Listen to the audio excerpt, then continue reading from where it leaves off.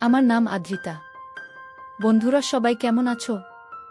বন্ধুরা, আজকে তোমাদের আপনমা ছেলের একটি সত্য ঘটনা বলবো। গল্পটি শেষ পর্যন্ত শুনলে তোমরা ওটা গরম হয়ে যাবে। বোনের শ্বশুর রাতে আমার রুমে এসে আমার সাথে যা করল শুনলে আপনার আত্মা কেঁপে উঠবে। আপনার মেশিন দিয়ে পানি চলে আসবে। আপনি হাতের কাজ করতে বাধ্য হবেন। তাই গল্পটি মনোযোগ দিয়ে সম্পূর্ণ শুনুন। আমার গর্ভবতী দিদি তার নিজের খেয়াল রাখার জন্য বাচ্চার ডেলিভারির শেষের দিকে আমাকে তার নিজের শ্বশুরবাড়ি ডেকে নিয়েছিল। কিন্তু আমার জামাইবাবু সেই সময় আমার সাথে জোর জবরদস্তি করার চেষ্টা করেছিল। আর আমি ভয় পেয়ে গিয়ে আমার দিদিকে সবকিছু বলে দিয়েছিলাম। কিন্তু আমার দিদি আমাকে বলল, তোমাকে এগুলো করতেই হবে, না হলে বাইরের লোকের আঘাত অতটা কষ্ট দেয় না যতটা নিজের লোকের আঘাতে দেয়। আমার সাথেও কিছুটা এরকমই হয়েছিল। আমার এই গল্প আপনার শরীরের লোম খাড়া করে দেওয়ার মতো গল্প। কোনোভাবেই আমার নষ্ট হওয়ার পিছনে বাইরের কোনো লোক ছিল না। আমার এই গল্পটা আপনাদের কাছে পৌঁছানোর উদ্দেশ্য এটাই যে আপনারা সমস্ত বিষয়ে সাবধান থাকুন। আমার নাম নিপা। আমরা দুজন বোন ছিলাম। আমার বড় আপু নীল আর বিয়ের সময় আমার মাত্র 14 বছর বয়স ছিল। আমাদের দুই বোনের বয়সের মধ্যে খুব একটা তফাৎ ছিল না। কিন্তু আমার দিদি আমার একমাত্র বোন ছিল। আর এই জন্য তার বিয়ের সময় আমাকে দেখে খুব খারাপ অবস্থা হয়েছিল। আমার জামাইবাবু আসে বিদায়ের পর আমাকে ভালোবেসে আমায় তার পাশে বসাল আর আমার হাত ধরে বলতে লাগল, নিপা, তাদের কি আছে, শালি তো আধি ঘরওয়ালি হয়। তোমার যখন মন চাইবে আমাদের ঘরে চলে আসবে। জামাইবাবুর এই কথা শুনে আমি ভীষণ খুশি হয়ে গেলাম। দিদি বিয়ে করে অন্য শহরে চলে গেল। আশিক জামাইবাবু বলতে লাগল, যখনই তুমি তোমার দিদির কাছে আসবে তখন আমি নিজে তোমাকে আমাদের শহরে ঘোরাব। দিদি বিদায়ের পর চলে গেল। কিন্তু আমার মনে ইচ্ছা হলো যে কখন আমি আমার দিদির বাড়ি যাব আর খুব মজা করব। দিদির বিয়ে হয়েছিল 1 বছর হয়ে গিয়েছিল, কিন্তু আমি তার শহরে যেতে পারিনি। পুরো 1 বছর পরে দিদি আমাদের বাড়ির কাছাকাছি এসে ঘুরে গেছিল। আর আশিক জামাইবাবু তার সাথে ছিল। সে খুবই ভালো মানুষ এবং খুব ভালোবাসত আমাকে। যতদিন সে আমাদের বাড়িতে ছিল ততদিন আমার আগে পিছনে ঘুরতে থাকত। আমার খুব খেয়াল রাখত। সে আমার জন্য অনেক কিছু উপহার আনত। আমার কোনো ভাই ছিল না, এই জন্য আমার তার প্রতি খুব ভালোবাসা ছিল। আন্তরিক তার নাম ছিল। 1 সপ্তাহ আমাদের সাথে কাটিয়ে দিদি আবার নিজের শ্বশুরবাড়ি চলে গেল। 1 মাস পরে আবার আপু ফোন আসলো, কিন্তু দিদি ভীষণ চিন্তায় ছিল। আর মাকে বলেছিল যে সে প্রেগন্যান্ট। আর এই অবস্থায় অন্য শহরে গিয়ে থাকতে পারবে না, কেননা তার ভীষণ বমি হচ্ছিল। আর ডাক্তার তাকে আরাম করতে বলেছিল। এটা শুনে মা ও চিন্তায় পড়ে গেল। আমার দিদির মধ্যে তো জেন মনে হতো। আমার মায়ের প্রাণ ছিল, এতটাই ভালোবাসত মা আপুকে। মা দিদিকে আমাদের ঘরে এসে যখন থাকতে বলল তখন দিদি বলল, আশি তাকে একা ছেড়ে থাকতে পারবে না। যদি দিদি এখানে চলে আসত তাহলে আশিক জামাইবাবু আর তার বাবার অনেক অসুবিধা হতো। আর এমনিতেও এটা তো 12 মাসের ব্যাপার নয়, পুরো 9 মাস বাকি। দিদির এই কথা শুনে মা বলল, তুমি চিন্তা করো না, আমি তাকে তোমার কাছে পাঠিয়ে দিচ্ছি। আর বোন গেলে তোমার মনও ভালো হয়ে যাবে। আর নিপা তোমার বাড়ির কাজকর্মেও তোমাকে সাহায্য করতে পারবে। মায়ের এই কথা শুনে দিদি খুব খুশি হয়ে গেল। আর বলল যে নিপাকে একা পাঠাতে হবে না, আমি আশিককে বলে দিচ্ছি। আমি তো কবে থেকেই সুযোগের অপেক্ষায় ছিলাম আর কতবার প্রার্থনা করেছিলাম ওখানে যাওয়ার জন্য। আর এই জন্য সঙ্গে সঙ্গে আমি খুশি হয়ে গেলাম। আর খুশিতে আমি নিজের জিনিসপত্র গুছিয়ে নিলাম। মাসি হওয়া একটা আলাদাই খুশি আমার মধ্যে ছিল। 2 দিন পরে জামাইবাবু আমাকে নিতে আসলো। আর আমি তার সাথে আমার বোনের কাছে অন্য শহরে চলে এলাম। দিদির শ্বশুরবাড়িতে শুধুমাত্র আশিক জামাইবাবু আর তার শ্বশুর ছিল। এজন্য আমার সেখানে থাকতে কোনো অসুবিধা হয়নি। দিদির শ্বশুরবাড়িতে শাশুড়ি নন্দের কোনো ঝামেলা ছিল না। দিদি আমাকে দেখে ভীষণ খুশি হয়ে গেল। দিদি আগে থেকেই আমার জন্য আমার পছন্দের খাবার তৈরি করে রেখেছিল। আমার থাকার জন্য সামনে একটা ঘর আমাকে দিয়ে দিয়েছিল। দিদির শ্বশুরকে সালাম করতে আমি যখন তার ঘরে গেলাম তখন তার অদ্ভুত কাণ্ড দেখতে পেলাম। দেখলাম সে বিছানায় পড়ে থাকা একজন অসুস্থ লোক। আর আমাকে দেখে অদ্ভুত কথা বলতে লাগল। দিদি আমার হাত ধরে তার শ্বশুরের ঘর থেকে আমাকে বাইরে নিয়ে আসলো। আর বলতে লাগলো তার শ্বশুর অনেক বছর ধরে অসুস্থ, এই জন্য মাঝে মধ্যে সে উল্টোপাল্টা কথা বলে ফেলে। তার ঘরে আর যেন আমি না যাই। আর আমার ওই ঘরে যাওয়ার কোনো দরকার নেই তাও দিদি আমাকে বলে দিল। দিদির শ্বশুর দিদির বিয়েতেও আসেনি আমাদের বাড়ি। আশিক জামাইবাবু সম্বন্ধে আমার বাবার কোনো একটা বন্ধু দিদির সাথে করিয়েছিল। আমার দিদির শ্বশুরের সাথে আমার এই প্রথম দেখা হয়। আর সত্যিই তো এটাই ছিল যে আমি তার শ্বশুরের সাথে দেখা করে ভীষণভাবে ভয় পেয়ে গিয়েছিলাম। আমি দিদির ঘরে এসেছি 2 দিন হয়ে গেল। আমি আর তার শ্বশুরের ঘরে যাইনি। আশিক দুলাভাই আমার খুব খেয়াল রাখত। আর দিদির শরীর ভালো না থাকার জন্য দিদি বেশিরভাগ সময় বিছানায় শুয়ে কাটাত। সারা ঘর আমি সামলে নিয়েছিলাম। কিন্তু একদিন এমন কিছু হয়ে গেল যে আমার গায়ে কাঁটা দিয়ে উঠল। রাত্রিবেলা খাবার পর রান্নাঘর পরিষ্কার করে আমি যখন ঘরে আমি ভাবলাম যে আমি স্নান করে আসি। গরম এত বেশি পড়েছে যে পুরো ঘেমে গিয়েছিলাম।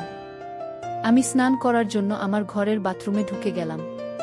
কিছুক্ষণের মধ্যেই আমি যেন অনুভব করলাম যে কেউ আমাকে দেখছে। প্রথম আমার মনে হয়েছিল যে এটা আমার ভুল। কিন্তু হঠাৎ করে আমার নজর বাথরুমের জানালার কাছে যখন পড়ল তখন আমি অবাক হয়ে গেলাম। ওখানে কোনো একটা ছায়া যেন আমার উপর নজর রেখেছিল।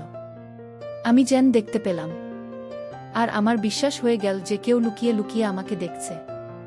ব্যাপারটা আমি পুরো আমি তাড়াতাড়ি জামা কাপড় পরে নিলাম। আর দৌড়াতে দৌড়াতে বাইরে বেরিয়ে এলাম।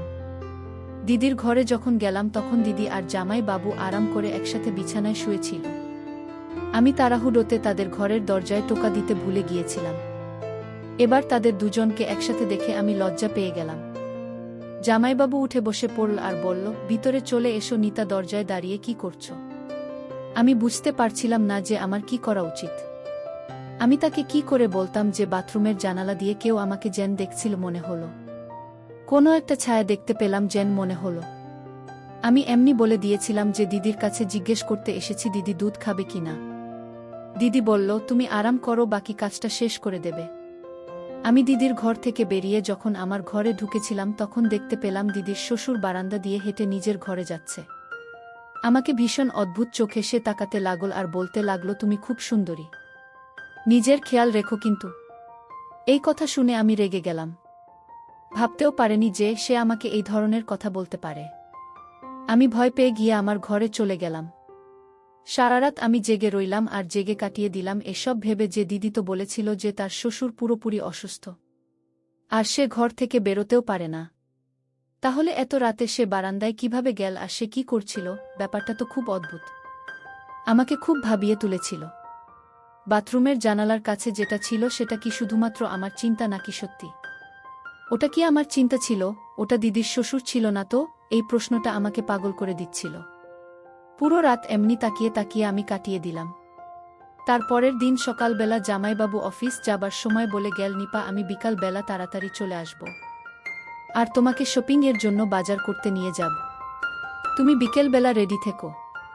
এটা বলতে বলতে হঠাৎ সে আমার কাছে চলে আসলো আর আমার গালে হাত দিল আর অফিসে চলে গেল। দিদির পিছনেই দাঁড়িয়েছিল। দিদি বলল যে আশি তোমাকে ভীষণ ভালোবাসে, তোমার অনেক খেয়াল রাখে, তুমিও চেষ্টা করো ওর খেয়াল রাখার। কেননা আমি আশিকে খেয়াল রাখতে আজকাল খুব একটা পাই না, ও ভীষণ ক্লান্ত হয়ে যায়। দিদির এই কথা শুনে আমি বললাম, তুমি চিন্তা করো না, আমি আশির ভাইয়ের যথেষ্ট খেয়াল রাখব। বিকাল বেলা আমি সেজেগুজে তৈরি হয়ে গেলাম। তারপর আশির দা আমাকে শপিং করতে নিয়ে গেল। সে দিদির থেকে বেশি তো আমার জন্য শপিং করল।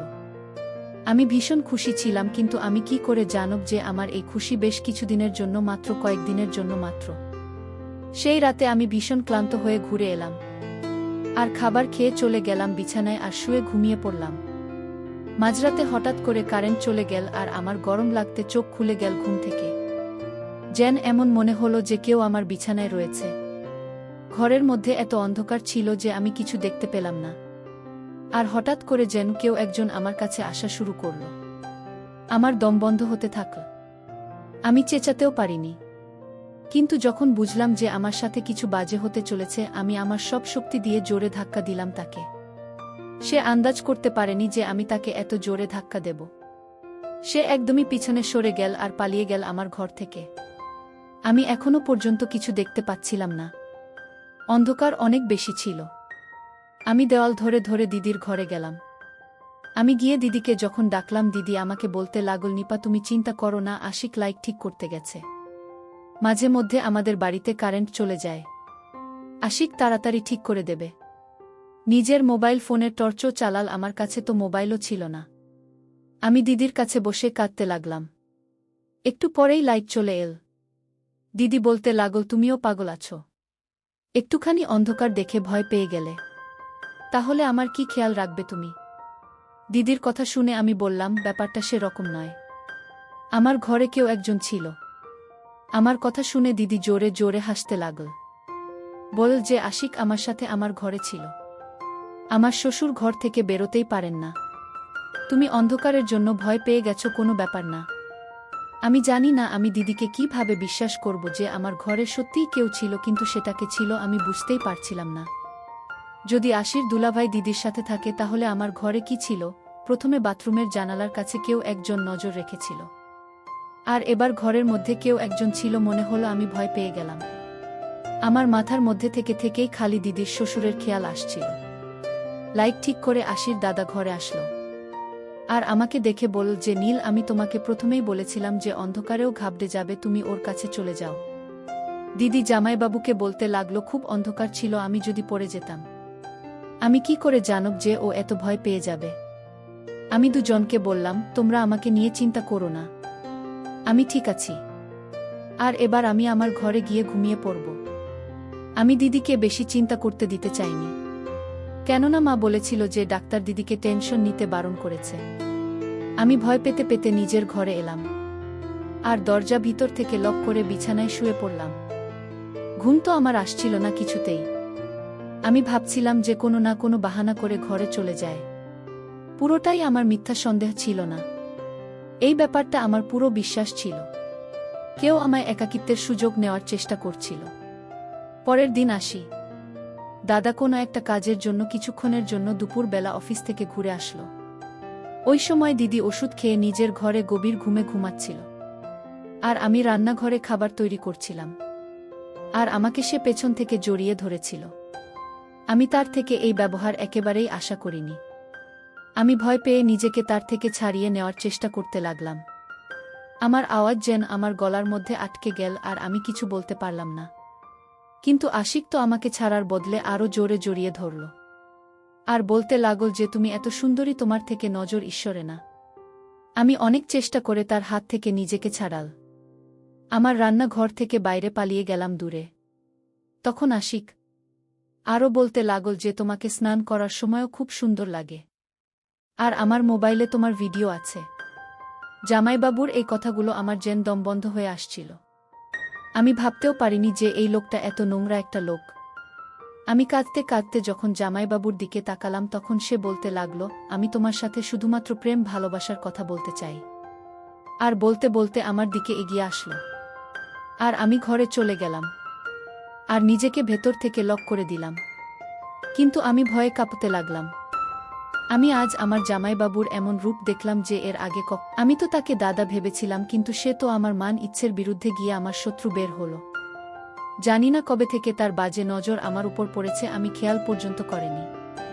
আশিদা কিছুক্ষণের জন্য অফিস থেকে ঘরে এসেছিল, আর তাই সে আবার চলেও গেল অফিসে। আর আমি ঠিক করে নিয়েছিলাম যে আমি আর এক মুহূর্ত এখানে থাকব না। বিকেলবেলা যখন দিদি নিজের ঘর থেকে উঠে আমার কাছে আসলো তখন কেঁদে কেঁদে আমার পুরো চোখ ফুলে গিয়েছিল। সে বিরক্ত হয়ে জিজ্ঞেস করতে লাগল যে, কি হয়েছে, কি ব্যাপারে তুমি এত কাঁদছ?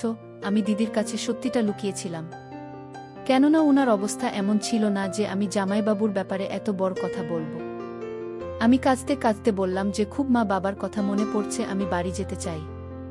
কথাটা শুনে দিদি আমাকে জড়িয়ে ধরে বলল, মাত্র এইটুকু ব্যাপার, তার জন্য তুমি কেঁদে কেঁদে তোমার চোখ ফুলিয়ে দিয়েছ? তুমি চিন্তা করো না, আমি আশিককে বলব যে তোমাকে বাড়িতে পৌঁছে দিতে। জামাইবাবুর সঙ্গে এক শহর থেকে অন্য শহরে যাবার কথা ভেবে আমার সারা গায়ে ভয়ে কাটা দিয়ে উঠল। আমি দিদিকে বললাম যে বাবা আমাকে নিতে আসুক। দিদি বলল, ঠিক আছে, ভালো কথা, এই উসিলায় বাবার সাথে আমার দেখা হয়ে যাবে। আমি দিদির কথা শুনে খুশি হয়ে গেলাম। আর দিদি যে এইমাত্র আমার কাছ থেকে উঠে নিজের ঘরে গেল তখনই তার জোরে চালানোর আওয়াজ শুনতে পেলাম। আমি সঙ্গে সঙ্গে দিদির ঘরে গেলাম। আমি গিয়ে যা দেখলাম তা দেখে আমার হুঁশ উড়ে গেল। দিদি বিছানার পাশে পড়ে গিয়েছে আর নিজের পেট ধরে জোরে জোরে চেঁচাচ্ছে। আমি দিদিকে উঠিয়ে বিছানায় শোয়ালাম আর অনেকক্ষণ তার কাছে বসে রইলাম। তার অবস্থা আমার ঠিক মনে হলো না। আমি দিদিকে বললাম যে ডাক্তারের কাছে চলো, কিন্তু দিদি বারণ করে দিল। আর আমার হাত ধরে বলল, আমাকে ছেড়ে তুমি যেও না। এই অবস্থায় আমি একা থাকতে পারবো না। আজ তুমি ছিলে, আমাকেও তাহলে আমার খেয়াল রাখলে। কিন্তু তুমি যাবার পর যদি এরকম কিছু হয় তাহলে তো আমার বাচ্চা মরে যাবে। দিদির এই কথা শুনে আমি ভীষণ চিন্তায় পড়ে গেলাম। খানিকটা বাধ্য হয়ে আমি কিছুদিন থেকে যাওয়ার কথা ভাবলাম। আর দিদিকে বললাম, তুমি একদম চিন্তা করো না, আমি তোমার সাথে আছি। আমার কথা শুনে দিদি খুব খুশি হলো আর আমাকে জড়িয়ে ধরল। জামাইবাবুও বাড়ি চলে এসেছিল। দিদি জামাইবাবুকে বলল পরে যাওয়ার জন্য, তার শরীর খুব খারাপ লাগছে। এটা শুনে জামাইবাবু বেশ চিন্তায় পড়ে গিয়েছে। দেখলাম সে আমায় বলল যে নিজের দিদির জন্য জুস বানিয়ে নিয়ে এসো। আমি রান্নাঘরে গিয়ে সবার জন্য জুস বানাতে লাগলাম। আরও একবার আসি তার রান্নাঘরে চলে আসলো আর আমার সাথে জবরদস্তি করার চেষ্টা করল। আমি আশিক ডাকে ধাক্কা দিলাম আর রেগে গিয়ে বললাম, তোমার লজ্জা করে না? তোমার বউয়ের শরীর এত খারাপ আর তুমি নিজের তালিকার সাথে এরকম নোংরামো করছো। জামাইবাবুর উপর আমার কথার কোনো প্রভাব পড়ল না। সে আমার সাথে আবার জোর জবরদস্তি করতে লাগল। আমার চেঁচানোতে দিদি চলে আসলো। আমি এতটা ঘাবড়ে গিয়েছিলাম যে দিদির যে অবস্থা সেটা না ভেবে আমি তাকে জামাইবাবুর সমস্ত সত্যি বলে দিয়েছিলাম। দিদি একবার আমার মুখের দিকে তাকাল ভালোভাবে, আর দ্বিতীয়বার জামাইবাবুর মুখের উপর তাকাল। আর তাকে বলতে লাগলো, তুমি কি রকম মানুষ যে একটা 15 বছরের মেয়েকে তুমি কাবু করতে পারে না? এক সপ্তাহ ধরে তোমাকে একা নাচছে আর তুমি আর কিছু করতে পারলেন না। দিদির এই কথা শুনে আমার পায়ের তলা থেকে মাটি সরে গেল। আমি অবাক হয়ে দিদির দিকে একভাবে তাকিয়ে রইলাম আর বললাম, আপু তুমি কি বলছো এসব? দিদির মুখে একটা অদ্ভুত হাসি ছিল। সে আমার হাত ধরে নিজের ঘরে নিয়ে গেল। আমি অবাক হয়ে দিদিকে দেখতে লাগলাম। দিদি আমাকে তার কাছে বসাল আর আমার মাথায় হাত বোলাতে বোলাতে আমায় বলল, দেখো নিপা, আমার কথা মন দিয়ে শুনুন। আমি আশিকের সমস্ত সত্যি জানি, কিন্তু আশির তোমার থেকে যেটা চাই তোমাকে সেটা করতেই হবে। আমি রেগে গিয়ে উঠে দাঁড়িয়ে পড়লাম আর আমি দিদিকে বললাম যে তুমি কি কথা বলছো? তুমি কি জানো তোমার বর আমার সাথে কি করতে চেয়েছে? সে আমাকে ব্যবহার করতে চায়, আমার সাথে খারাপ কিছু করতে চাইছে। আর তুমি কি করে একটা এরকম মানুষের সাথে জীবন কাটাচ্ছ যে তুমি প্রেগন্যান্ট হবার পর ও তোমার বোনের উপর নোংরা নজর রাখে? সে তোমাকে আর তোমার বাচ্চাকে সারা জীবন কি দেবে? আমার কথা শুনে দিদি বলতে লাগল, তোমাকে আশিকের সাথে সে সমস্ত কিছু করতেই হবে যা আশে তোমার থেকে চাইছে, না হলে সে কখনো বাবা হতে পারবে না। দিদির এই কথা শুনে আমি বললাম, তুমি কি বলছো? তোমার পেটে তো জামাইবাবুর বাচ্চা। আমার কথা শুনে দিদি হাসল আর বলল, না আমি গর্ভবতী, আর না আমার পেটে কোনো বাচ্চা আছে। আমার এমন কিছু রোগ আছে যার জন্য আমি কোনোদিন মা হতে পারবো না। এজন্য আমি তোমাকে এখানে ডেকেছিলাম যাতে তুমি এখানে এসে আমাকে আশিককে একটা বাচ্চা দিতে পারো।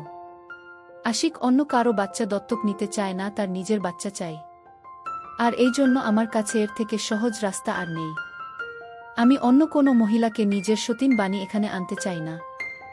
এজন্য আমি ঠিক করেছি যে এই কাজের জন্য আমি তোমাকে বলে দেব। এমনিতেও তুমি আমার নিজের বোন তো নও। আমি আশিককে খুব ভালোবাসি আর আমি তাকে কোনোভাবেই ছাড়তে চাই না।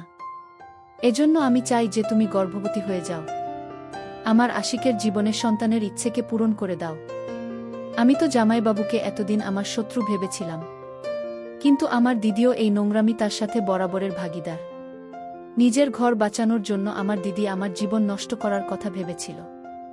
আমি আমার দিদির সামনে হাত জোড় করলাম আর বললাম, আমাকে ঘরে পাঠিয়ে দাও। কিন্তু আমার দিদি আমার একটা কথা শুনল না আর রাতের অন্ধকারে নিজের বোনের কাছে আমাকে পাঠিয়ে দিল। আমার কাছে বাঁচার কোনো পথ ছিল না, কেননা আমার দিদি আমাকে ভয় দেখিয়েছিল যে যদি আমি তার কথা না শুনি তাহলে আশিক আমার সাথে জবরদস্তি করবে আর এর যে দোষটা আমার কোনো মিথ্যে প্রেমিকের নামে চাপিয়ে দেবে। আর আমি সারা জীবন আমার মা বাবার কাছে আমার মা নিচে তো নষ্ট হবার কফিও দিতে পারব না। আমি ভাবতেও পারিনি যে আমার বোন আমার সাথে এরকম ব্যবহার করবে। আমি জানতাম যে আমার বোন আমার নিজের বোন, কিন্তু আমি কখনো আমাদের মাঝে এমন বিভেদ আসবে স্বপ্নেও ভাবিনি। আমার দিদি আমাকে টানতে টানতে ধাক্কা দিয়ে ঘরের মধ্যে পাঠানোর চেষ্টা করল। আমি নিজেকে ছাড়ানোর চেষ্টা করছিলাম আর তার জন্য আমি চেঁচাতে লাগলাম। আমার দিদির শ্বশুর ঘর থেকে বেরিয়ে এল। সে হঠাৎ করে এসে আমাকে দিদির হাত থেকে ছাড়ালো। আমার দিদিকে আর তার বরকে ধমক দিল যে তারা যদি আমার সাথে কোনো জবরদস্তি করার চেষ্টা করে তাহলে সে পুলিশকে ফোন করবে। জামাইবাবু রেগে গিয়ে নিজের বাবার সাথে বাজে ব্যবহার করতে লাগল। আর তারপর দিদির শ্বশুর আমাকে নিজের ঘরে নিয়ে গেল। সে আমাকে নিজের ঘরে নিয়ে গিয়ে বলল, জানো তো প্রথম দিন থেকেই আমার সন্দেহ হয়, কিন্তু আমি যদি তোমায় তোমার দিদির কথা বলতাম তাহলে তুমি বিশ্বাস করতেন না। তুমি তাড়াতাড়ি নিজের বাড়ি চলে যাও। এরা দুজন মানুষ নয়, এরা শয়তান হয়ে গেছে। বোধহয় আমি আমার ছেলের লালন পালন ভালোভাবে করতে পারিনি, যার জন্য আজকে আমাকে এই দিন দেখতে হচ্ছে। আমি আশিক জামাইবাবুর বাবার ফোন থেকেই নিজের ঘরে ফোন করলাম আর আমার বাবাকে সব কিছু বলে দিলাম। পরের দিন সকালবেলা বাবা চলে আসলো আমাকে নিতে। আমার কথা শুনে সে দিদির সাথে সারা জীবনের জন্য সম্পর্কই তুলে দিল। বাবা এই ব্যাপারটা খুব আফসোস হলো যে তার লালন পালনে ফাঁক নিশ্চয়ই থেকে গিয়েছিল। আর আমি ভাবতে লাগলাম যে আমার কোনো সে ভালো বিষয়টা কাজে লেগে গেল, যে আশিকের বাবা আমার আওয়াজ শুনে আমাকে বাঁচাতে চলে আসলো। এই ঘটনাটা ঘটেছিল কয়েক বছর হয়ে গেছে। আমার দিদির সাথে আমার কোনো সম্পর্ক ছিল না। আর কিন্তু একটা কথা সবসময় আমার মাথায় চলে আসে। আমার মা আমাকে দিদির ঘরে থাকতে বলে, আর দিদির ঘরে থাকার জন্য পাঠিয়ে অনেক বড় ভুল করেছিল। আর আমি একজন অপরিচিত পুরুষকে নিজের দাদা ভেবে তার থেকেও বড় ভুল করেছিলাম। আমার দিদি আমার সাথে যা কিছু করেছিল সেগুলো শব্দের সীমার বাইরে ছিল, কিন্তু আজকের দুনিয়ায় সমস্তই ঘটে চলেছে। আর এজন্য আপনারা নিজের মান সম্মানকেই সবসময় বাঁচিয়ে চলুন।